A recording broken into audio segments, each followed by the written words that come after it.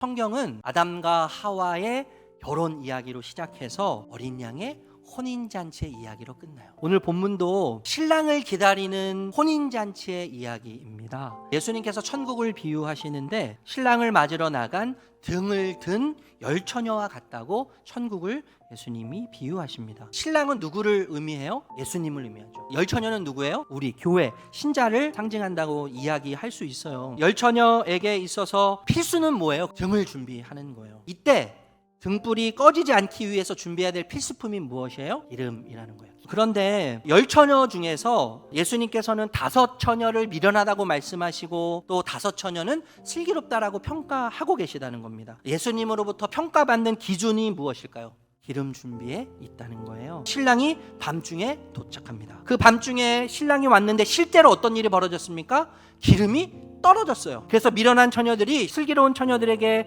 기름을 나눠줄 것을 요청합니다. 슬기로운 처녀들은 그때 어떻게 반응합니까?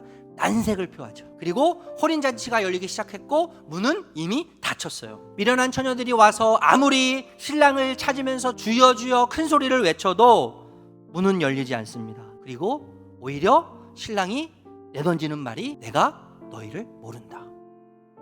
여러분, 열처녀 비유를 통해서 예수님께서 궁극적으로 하고 싶으셨던 말씀이 있다면 무엇일까요? 저는 깨어있으라 라는 말씀을 하고 싶으셨던 것 같다는 생각이 들어요. 그런즉 깨어있으라 너희는 그날과 그때를 알지 못하느니라. 깨어있어야 하는 이유는 무엇입니까? 신랑 되신 예수님이 언제 오실지 모르기 때문에요. 그렇기 때문에 깨어있으라고 이야기하는 것이죠. 여러분, 이 깨어있으라는 말은 헬라어로 고레고의 이테라는 말이에요. 시제를 말하자면 현재형 명령이에요. 그러니까 여러분, 2000년 전에 이 말씀을 예수님이 하셨어요. 그런데 2000년이 지난 지금에도 현재적으로 우리가 명령에 순종해야 할 예수님의 가르침이라고 우리가 이해해야 한다는 것이죠. 근데 예수님께서 지금 2000년 전에 하신 말씀, 현재 명령형, 이 말씀은 영어로 하면 keep watch라는 말이에요. watch라는 말이 뭐예요? 보는 거죠. 주목하는 거예요. 계속해서 고정시켜라.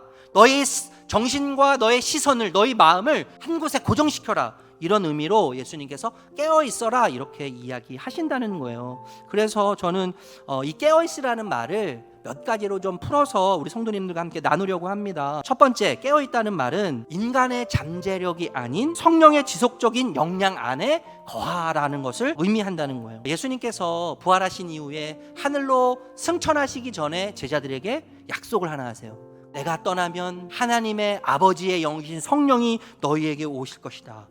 이렇게 성령을 약속하셨어요. 그런데 이 성령은 어떤 자에게 주십니까? 너희가 악할지라도 좋은 것을 자식에게 줄 줄 알거든 하물며 너희 하늘 아버지께서 구하는 자에게 성령을 주시지 않겠느냐. 하나님의 영이신 성령님을 구하는 자에게 주신대요. 놀라운 영광을 성령님이 오셔서 우리를 통해서 계속해서 일으키시고 재현해 가신다는 거예요. 그래서 여러분, 깨어있다는 것을 두 번째 이렇게 이야기할 수 있습니다. 세상과 동행하지 않고 거룩하고 행복한 동행, 하나님 아버지와 동행하는 것, 그것이 뭐예요?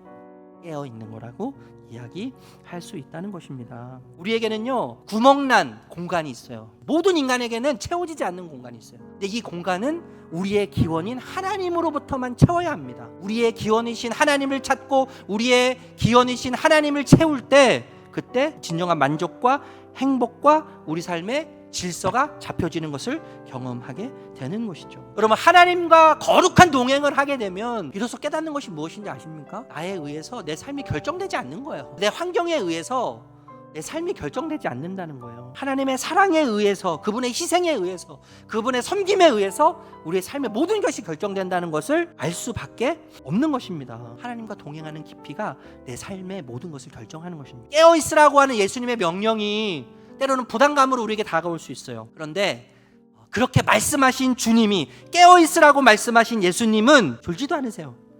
주무시지도 않으세요. 깨어있으라고 말씀하시면서 어떻게 계세요?